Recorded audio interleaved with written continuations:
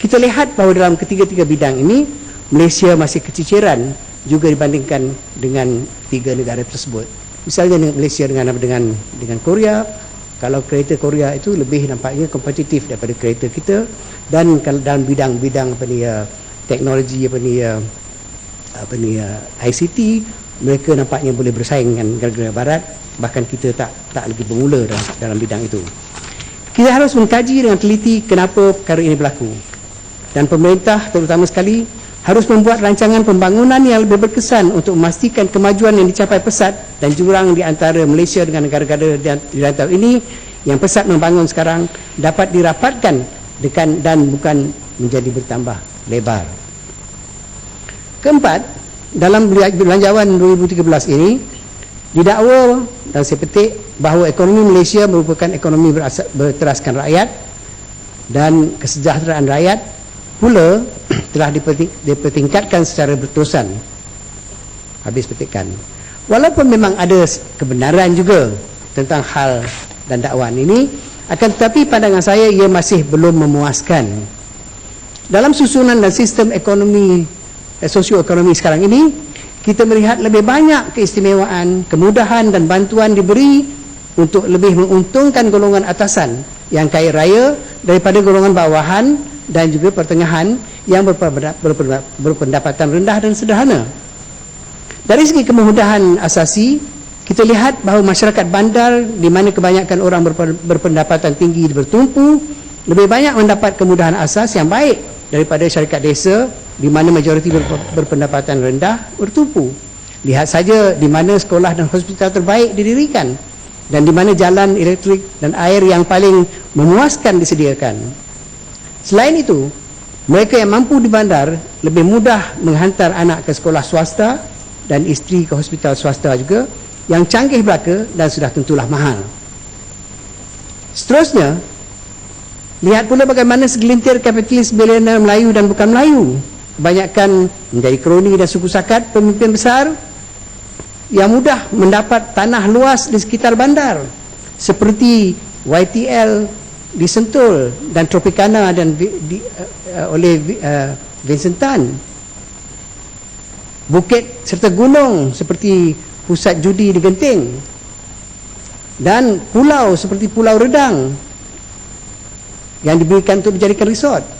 Sebaliknya, mereka yang miskin dan tidak bertanah ramai yang terpaksa menunggu bertahun-tahun dan akhirnya tidak juga mendapat tanah sekangkang kera yang mereka minta untuk dikerjakan sebagai punca kehidupan. Begitu juga golongan pertengahan yang sentiasa mengharapkan sejengkal tanah untuk dijadikan tapak rumah selalu hampa dan kecewa. Ada pula yang mendapat pelbagai syarikat atau badan yang diswastakan seperti pos, proton, gula, beras, pelabuhan dan mungkin kereta api juga untuk menjadi pemilik monopoli yang besar. Ada yang mendapat subsidi sampai 20 bilion untuk pengurusan IPP. Selain itu, mereka mudah mendapat hutang bank hingga beberapa orang kapitalis besar mendapat kemudahan kredit sampai 40 hingga 90 bilion. 40 hingga 50 bilion. Sebaliknya, seorang buruh atau kerani berpendapatan rendah tidak akan diberi kemudahan pinjaman bank untuk membeli rumah murah kerana mereka tidak mempunyai apa-apa kolateral atau jaminan. Dan subsidi gula, minyak dan sebagainya yang diberi, walaupun dialu-alukan, didapati bukan saja oleh golongan pendapatan rendah, tetapi juga diperolehi oleh golongan yang kaya raya. Berarti kurangnya penumpuan terhadap golongan yang di bawah tadi. Kelima, ialah kemiskinan. Dalam belanjawan 2013, perkataan kemiskinan disebut hanya 3 kali. Lebih baik sedikit daripada belanjawan 2012, manakala ia tidak disebut sama sekali perkataan itu. Saya harap ini akan tidak mencerminkan bahawa kerajaan tidak memandang masalah kemiskinan sebagai serius. Memang benar bahawa kadar kemiskinan negara ini rendah dan keadaannya tidak seburuk yang wujud di beberapa buah negara di rantau ini. Mengikut angka rasmi yang terakhir diperolehi, kadar kemiskinan di Semenanjung ialah 3.8%, di Sarawak 5.3% dan di Sabah 19.7%. Sebenarnya kadar kemiskinan paling tinggi dalam negara ini ialah di Sabah, di mana terdapat pula sumber kekayaan yang banyak dan beberapa orang yang paling kaya. Sebenarnya kadar kemiskinan atau bilangan orang yang dianggap miskin itu boleh berubah-ubah mengikut paras atau garis kemiskinan yang digunakan. Garis kemiskinan bagi seluruh Malaysia sekarang ini ialah RM800. Berarti seisi rumah yang berpendapatan kurang dari jumlah ini dianggap miskin. Tetapi oleh kerana wujud taraf hidup yang berbeza di Semenanjung, Sabah dan Sarawak, maka kerajaan menetapkan garis kemiskinan yang berbeza untuk Semenanjung iaitu RM763, Sabah RM1,044 dan Sarawak RM912. Adakah oleh kerana kadar kemiskinan Sabah adalah lebih besar, maka jumlah atau kadar kemiskinannya lebih tinggi? Saya kurang pasti. Walau apapun, sebenarnya berbandingkan taraf hidup di Malaysia sekarang ini, garis kemiskinan keseluruhan pada pendapatan RM800 itu bagi seisi rumah adalah terlalu rendah, dan oleh itu patut dinilai semula. Adalah lebih realistik jika garis kemiskinan negara ini diletak pada paras 1,200 ataupun hingga 1,500 seisi rumah sebulan. Pada garis 1,500 misalnya, maka mengikut angka rasmi kerajaan sendiri, kira-kira 40% daripada seluruh isi rumah negara ini akan terletak di bawah garis kemiskinan. Seperti yang kita semua ketahui, mereka ini terdiri daripada semua golongan, akan tetapi sebilangan besar daripada mereka ialah Melayu Bumiputera. Golongan terbesar di bawah garis kemiskinan ini adalah serta perbandingan dari Sabah. Untuk mengatasi masalah kemiskinan ini, tidak cukup dengan usaha tampal sulam atau memberi bantuan sekali-sekala. Yang perlu dilakukan ialah menganjak penumpuan kepada golongan miskin dan berpendapatan rendah, bukannya mengayakan lagi segelintir yang sudah kaya. Ini dapat dilakukan dengan cara memberi peruntukan kewangan jauh lebih besar bagi membantu dan menyediakan projek-projek untuk menaikkan taraf hidup serta memberi pekerjaan baru kepada golongan tersebut. Selain itu, peruntukan belanjawan harus lebih besar lagi untuk menyediakan kemudahan-kemudahan sosial asas seperti sekolah. Mohon mencelah. Silakan. Terima kasih. Jawabat benar kan? Jawabat Boleh. Ya, benar kan? boleh. Okey, terima kasih. Saya tertarik dengan pandangan yang berhormat tadi yang mencadangkan tahap kemiskinan itu dinaikkan pendapatannya yang ada sekarang 800, sebenarnya 720 kepada satu tahun lebih tinggi 1,200.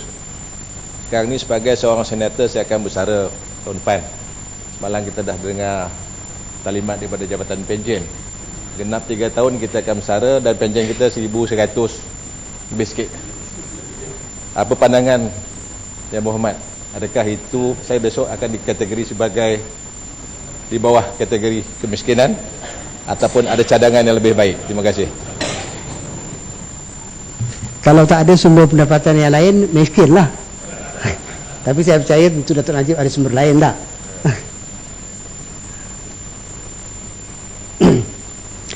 Yang perlu dilakukan ialah seperti yang saya katakan tadi, mengajak penumpuan kepada golongan miskin dan berpendapatan rendah, bukannya mengayakan lagi segelintir yang sudah kaya. Ini dapat dilakukan dengan cara memberi peruntukan kewangan jauh lebih besar bagi membantu dan menyediakan projek-projek untuk menaikkan taraf hidup serta memberi pekerjaan baru kepada golongan tersebut. Selain itu, peruntukan belanjawan harus lebih besar lagi untuk menyediakan kemudahan-kemudahan sosial yang asas seperti sekolah dan hospital percuma sepenuhnya bagi orang-orang miskin dan berpendapatan rendah, dan jalan serta perhubungan pengangkutan lebih murah bagi mereka. Walaupun dalam belanjawan 2013 ini peruntukan bagi pembangunan pertanian ditambah, namun ia masih jauh daripada mencukupi. Yang sedihnya, sebahagian besar daripada peruntukan ini ialah untuk mengurus, bukannya untuk pembangunan. Saya berpendapat bahawa berkali-kali ganda lagi harus ditambah peruntukan bagi pertanian dan kawasan desa dan golongan miskin ini. Sekarang izinkan saya berpindah kepada soal pendidikan. Ramai yang mengakui dan memang adalah juga yang menafikannya bahawa pendidikan di negara ini menghadapi berbagai masalah. Salah satu masalah yang besar ialah kemerosotan mutunya. Ini dapat kita lihat dengan jelas pada peringkat universiti. Tahun lalu tidak ada sebuah universiti pun dari negara ini yang mencapai tempat dalam senarai 400 buah universiti terbaik di dunia mengikut Times Higher Education atau THE ranking. Jadi banyak-banyak, tak ada sorak satu pun universiti dalam 400 ke atas tu. Universiti-universiti di Asia yang mencapai kedudukan teratas ialah mengikut ranking ini ialah Universiti Tokyo, Universiti di Singapura dan Universiti di Hong Kong. Di Singapura dua-dua universiti, di Hong Kong dua-dua universiti. Bahkan universiti di Thailand dan Filipina pun ada yang termasuk dalam senarai 400 ni. Walaupun kedudukannya tidaklah sebaik 3 buah universiti tersebut. Beberapa tahun dulu kita termasuk dalam senarai yang 200 yang terbaik. Sekarang satu pun tidak ada termasuk dalam 400 yang terbaik. Saya memang bersetuju dengan pendapat bahawa kita tidak boleh terlalu bergantung kepada atau dipengaruhi oleh badan-badan seperti THE ranking ini bagi menilai kedudukan universiti-universiti kita. Lebih penting daripada berusaha mati-matian untuk menaikkan ranking universiti ialah untuk memastikan dua perkara. Pertama, adakah mereka berjaya memberikan sumbangan yang cemerlang kepada ilmu pengetahuan? Tak kira lah apa ilmu pengetahuan yang di sini. Kedua, adakah mereka berjaya memberikan sumbangan yang berarti kepada kemajuan masyarakat serta pembangunan negara? Walaupun kalau nilai tak tinggi, tapi kalau sumbangannya besar, itu pun dah cukup bagus. Tapi jikalau kedua-dua perkara ini dicapai dengan memuaskan, maka dengan sendiri mutu atau ranking universiti-universiti kita akan meningkat juga. Berdasarkan pencapaian universiti-universiti yang cemerlang, boleh kita simpulkan bahawa untuk mencapai untuk mencapai matlamat, memperbaiki ranking dan meningkatkan mutu sumbangan universiti tempatan, perlu ada sekurang-kurangnya syarat berikut. Pertama, perlu ada peruntukan keuangan yang lumayan bagi membawa masuk sekolah-sekolah cemerlang yang boleh memandu atau bekerjasama dengan sekolah-sekolah tempatan untuk melaksanakan penyelidikan terbaik dan menghasilkan penerbitan serta hasil penyelidikan yang bermutu tinggi. Jadi setengah-setengah universiti itu mereka banyak memberikan peruntukan untuk itu, bukannya untuk physical expenditure. Kedua, pimpinan universiti hendaklah cemerlang, berani meneroka jalan baru dan mempunyai visi serta kelayakan. Jadi artinya bolehan-bolehan ni lebih dipentingkan daripada hanya misalnya kerana dekat dengan parti ataupun orang yang tertentu. Kalau misalnya baik dengan orang tertentu atau parti tertentu tapi dia cemerlang dari hal-hal lain, itu tidak ada masalah. Ketiga, seharusnya tiada campur tangan politik atau sebarang sekatan undang-undang yang boleh mengekang perkembangan universiti sebagai pusat ilmu yang bebas. Politik ini tak kira politik sebelah sini ataupun sebelah situ, dan jangan ada misalnya undang-undang seperti aku janji dan sebagainya yang menjadikan orang takut untuk bersuara dan menulis dengan bebas. Keempat, perlu wujud otonomi dalam bidang-bidang keuangan. Sekarang ini kalau keuangan nak ambil tukang kebun pun mesti minta kebenaran daripada ini perbendaharaan. Dari segi pentadbiran seperti kenaikan pangkat dan sebagainya, dan dari segi akademik, penentuan akademik misalnya kurikulum dan sebagainya mesti ditentukan oleh universiti itu sendiri tanpa campur tangan.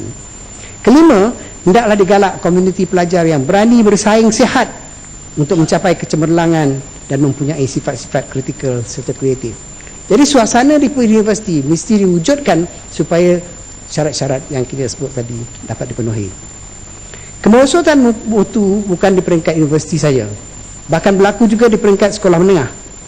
Mutu pendidikan ini paling buruk terutama sekali di kawasan-kawasan desa dan apatah lagi kawasan pedalaman yang miskin. Di kawasan-kawasan ini majoriti penduduknya adalah Melayu dan Bumiputera. Saya tegaskan sekali lagi. Sebagai contoh, kita ambil Sabah. Kita telah melihat bahawa dalam negeri ini keadaan kemiskinan paling meluas. Di sini ramai rakyat yang hidup miskin dalam negeri dan boleh dikatakan kaya. Dalam negeri yang boleh dikatakan kaya.